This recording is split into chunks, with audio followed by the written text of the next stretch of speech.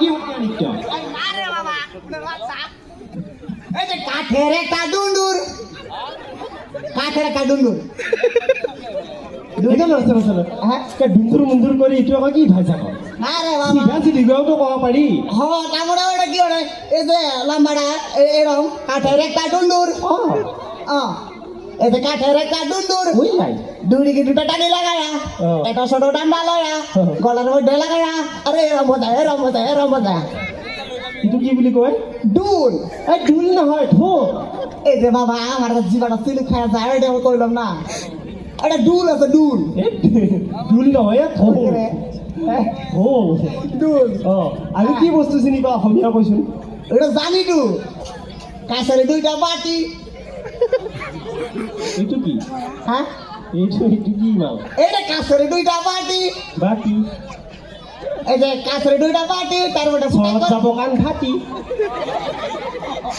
ওই যে গুড়ের বাচ্চা কয় দাও না আমাকে ভালকে বুজি পোৱা কাকো এইটা তো কইলাম যে কাছারে দুইটা বাটি কাছে দুইটা বাটি কাণ যাব ফাটি আরে বাবা মুখত সোমাম মাটি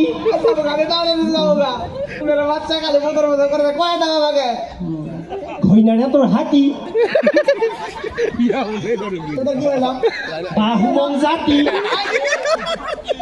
তখন কি হলো কওঁ বাকী কিনে কওঁ কাছারে দুইটা বাটি অঁ দুইটা ফুটা করিয়া দুইটা রসি লাগাই আর এই রমতা এইটো কি তাই হ্যাঁ তাৰ আরেকটা আছে আৰু কি হ্যাঁ ওইটা তো লাম্বাটা তো এরম যায় কি পাক দিলে এটা এইটা তো